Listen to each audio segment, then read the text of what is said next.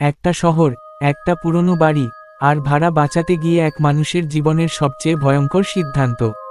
টাকার অভাবে মানুষ কতটা অসহায় হয়ে পড়ে তা বোঝা যায় যখন বেঁচে থাকার জন্য নিজের দেহটাই ত্যাগ করতে হয়। এই গল্প এমন এক যুবকের, যে শুধু বাসা ভাড়া দেওয়ার জন্য অদ্ভুত এক চুক্তি করেছিল। কিন্তু সে জানত না, এই চুক্তির মূল্য শুধু টাকা নয়, তার আত্মাও। রাত বাড়ার সঙ্গে সঙ্গে শুরু হয় অদ্ভুত ঘটনা, রহস্যময় ছায়া, আর দেহ ববলের ভয়ঙ্কর খেলা। শেষ পর্যন্ত কে বাঁচবে আর কে হারিয়ে যাবে, সেটাই আজকের এই শোকিং ভৌতিক গল্প, ভূত। রাত তখন প্রায় 10টা। রাহুল ক্লান্ত শরীর নিয়ে ঘরে ঢুকল। ঘর বলতে একটা ছোট্ট অন্ধকার কামরা। ছাদের প্লাস্টার ঝরে পড়ছে, বাতির আলো মাঝে মাঝে জ্বলে উঠছে, আবার নিভে যাচ্ছে। রাহুল ব্যাগটা মেঝেতে ছুঁড়ে দিল। তার চোখে ক্লান্তি আর হতাশা। মোবাইলটা বের করে দেখল, ব্যাংক ব্যালেন্স 347 টাকা। হঠাৎ দরজায় জোরে ধাক্কা পড়ল। ধাম ধাম ধাম। এই রাহুল, দরজা খোল। রাহুল বুঝতে পারল, বাড়িওয়ালা।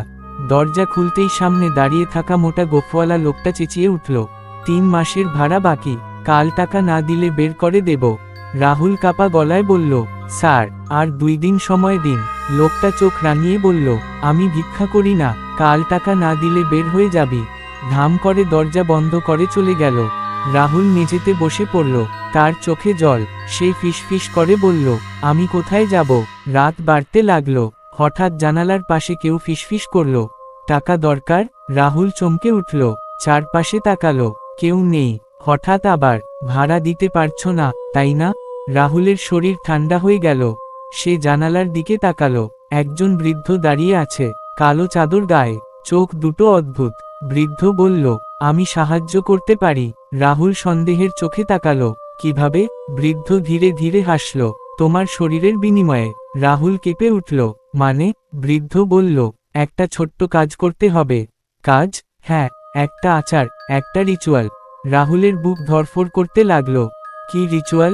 বৃদ্ধ ধীরে বলল, তোমার দেহটা কিছু সময়ের জন্য দিতে হবে। রাহুল পিছিয়ে গেল, না না, এটা সম্ভব না।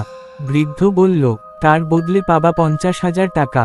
রাহুল থমকে গেল, 50,000 টাকা? তার মাথায় শুধু একটা কথাই ঘুরতে লাগলো, ভাড়া, খাবার, নতুন শুরু।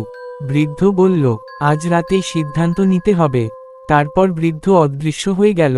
রাত 12টা, রাহুলের চোখে ঘুম নেই। হঠাৎ টেবিলে একটা খাম দেখা গেল। সে খাম খুলল, ভেতরে 10,000 টাকা, একটা কাগজে লেখা, বাকিটা পরে পাবে, রাত 1টায় ছাদে এসো। রাহুলের হাত কাঁপতে লাগলো, তার মাথায় দ্বন্দ্ব, কিন্তু টাকার কথা ভাবতেই সে উঠে দাঁড়ালো। রাত 1টা, ছাদে পৌঁছালো রাহুল। ছাদে লাল মোমবাতি জ্বলছে, মাঝখানে গোল চিহ্ন আঁকা। বৃদ্ধ দাঁড়িয়ে আছে। এসেছো? রাহুল মাথা নাড়ল। বৃদ্ধ বলল, গোলের ভেতরে দাঁড়াও। রাহুল দাঁড়ালো। বৃদ্ধ মন্ত্র পড়তে শুরু করলো। হঠাৎ বাতাস বইতে লাগলো, মোমবাতি কাঁপতে লাগলো। রাহুলের শরীর ভারী হয়ে গেল, তার চোখ বন্ধ হয়ে এল। হঠাৎ সে দেখল, সে নিজের শরীরের বাইরে দাঁড়িয়ে আছে, আর তার শরীরটা মাটিতে পড়ে আছে। রাহুল চিৎকার করতে লাগলো, আমি বাইরে কেন? বৃদ্ধ ধীরে হাসল, তোমার দেহ এখন আমার। রাহুল দেখতে পেল, বৃদ্ধ তার শরীরে ঢুকে পড়ল। তার নিজের শরীর উঠে দাঁড়ালো, কিন্তু সেটা আর রাহুল নয়। তার চোখ কালো হয়ে গেছে। বৃদ্ধ রাহুলের শরীরে বলল, এখন থেকে আমি বাঁচব। রাহুল চিৎকার করল, আমার শরীর ফিরিয়ে দাও। বৃদ্ধ বলল, দেহ ত্যাগ করলে ফেরত পাওয়া যায় না। পরের দিন সকাল, বাড়িওয়ালা দরজায় ধাক্কা দিল। রাহুল বৃদ্ধ দরজা খুলল, টাকা দিল। বাড়িওয়ালা অবাক, কিন্তু সে বুঝতে পারেনি তার সামনে দাঁড়িয়ে থাকা মানুষটা আর রাহুল নয়। রাতে, বাড়ির ভেতর থেকে চিৎকার শোনা গেল। একজন প্রতিবেশী দেখল, রাহুলের ঘরে লাইট জ্বলছে, আর জানালায় দাঁড়িয়ে আছে 2টা ছায়া, একটা শরীরের ভেতরে, আরেকটা বাইরে। 1 সপ্তাহ পর, রাহুলের মৃতদেহ পাওয়া গেল ছাদে। কিন্তু আশ্চর্য, সে তো নিচে ঘরে থাকত। পুলিশ এল, তদন্ত শুরু হলো, কিন্তু সেই রাতেই পুলিশ অফিসার দেখল, রাহুল তার সামনে দাঁড়িয়ে আছে, হাসছে, আর বলছে, দেহ বদলাতে চাই। হঠাৎ লাইট নিভে গেল, চিৎকার, তারপর সব শান্ত। পরের দিন পুলিশ অফিসার নিখোঁজ। আর রাহুল, সে এখনও ওই বাড়িতে থাকে, নতুন দেহের খোঁজে। রাহুল বুঝতে পারছিল, সে এখন আর জীবিত মানুষের মতো নয়। তার শরীর নেই, কিন্তু সে সব দেখতে পাচ্ছে। রাহুল চিৎকার করছিল, আমাকে কেউ শুনতে পাচ্ছে না? কিন্তু কেউ শুনল না। সে নিজের ঘরে ঢুকতে চেষ্টা করল। দরজা দিয়ে সে সহজেই ঢুকে গেল। ভেতরে সে দেখল তার শরীরটা বিছানায় বসে আছে, কিন্তু সেটা রাহুল নয়। বৃদ্ধ তার শরীর নিয়ে আয়নার সামনে দাঁড়িয়ে আছে। সে নিজের মুখে হাত বুলিয়ে বলল, অবশেষে নতুন জীবন। রাহুল কাঁদতে লাগল, আমার শরীর ফিরিয়ে দাও। বৃদ্ধ হঠাৎ থেমে গেল। সে ধীরে ধীরে পেছনে তাকালো, যেন সে রাহুলকে দেখতে পাচ্ছে। বৃদ্ধ হেসে বলল, তুমি এখন শুধু এক আত্মা, তোমার কিছু করার নেই। রাহুলের শরীর ঠান্ডা হয়ে গেল। পরের দিন রাত, বৃদ্ধ রাহুলের শরীরে বাইরে বের হলো। গলির ভেতর হাঁটছিল। একজন মাতাল লোক রাস্তার পাশে বসেছিল।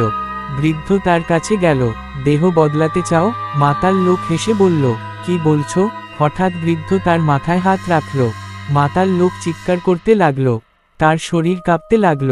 রাহুল দেখতে পেল একটা ছায়া বেরিয়ে আসছে লোকটার শরীর থেকে। তারপর লোকটা মাটিতে পড়ে গেল, মৃত। রাহুল আতঙ্কে কাঁপতে লাগল। বৃদ্ধ ধীরে বলল, একটা দেহ বেশি হলে খারাপ কি? পরদিন সকালে রাহুল এক বৃদ্ধা মহিলাকে দেখতে পেল। তিনি বাড়ির সামনে দাঁড়িয়ে বলছিলেন, এই বাড়িতে আগে অনেক মৃত্যু হয়েছে। রাহুল কাছে গেল, বৃদ্ধা যেন তাকে দেখতে পেল। তুমিও বন্দী হয়েছ? রাহুল অবাক, আপনি আমাকে দেখতে পাচ্ছেন? বৃদ্ধা মাথা নাড়লেন, আমিও একসময় এই বাড়িতে ছিলাম। রাহুল কেঁপে উঠল, মানে? বৃদ্ধা বললেন, এই বাড়ির মালিক সেই বৃদ্ধ। রাহুলের চোখ বড় হয়ে গেল, কি বলছেন? সে বহু বছর ধরে মানুষের দেহ বদলাচ্ছে। রাহুল বুঝতে পারল সে একটা ফাঁদে পড়েছে। রাহুল হঠাৎ অনুভব করল তার পাশে কেউ দাঁড়িয়ে আছে। সে তাকিয়ে দেখল আরও তিনজন ছায়া, একজন মহিলা, একজন বাচ্চা ছেলে, একজন যুবক। তারা সবাই বন্দী। মহিলা বলল, আমরা সবাই শরীর হারিয়েছি। বাচ্চাটা কাঁদছিল, আমি বাড়ি যেতে চাই। রাহুলের বুক ফেটে যাচ্ছিল। সে বলল, আমরা কি বের হতে পারি না? যুবক বলল, না, সে আমাদের বাধা দিয়েছে। রাহুল হাল ছাড়ল না। সে বলল, আমাদের কিছু করতে হবে। মহিলা বললেন, শুধু একটাই উপায়। কি? তার শরীর ধ্বংস করতে হবে। রাহুল বলল, তাহলে? তাহলে সে নতুন শরীর পাবে না। রাহুলের চোখে আশা ফিরে এল। রাত 12টা, বৃদ্ধ আবার ছাদে গেল নতুন রিচুয়াল করার জন্য। রাহুল আর অন্য আত্মারা ছাদের চারপাশে ঘিরে ধরল। বাতাস হঠাৎ জোরে বইতে লাগল। মোমবাতি নিভে গেল। বৃদ্ধ বুঝতে পারল কিছু একটা হচ্ছে। কে? হঠাৎ সব আত্মা একসাথে চিৎকার করল। বৃদ্ধের শরীর কাঁপতে লাগল। সে মাটিতে পড়ে গেল। তার শরীর থেকে কালো ধোঁয়া বের হতে লাগল। হঠাৎ ছাদে আগুন লাগল। রাহুল দেখল বৃদ্ধের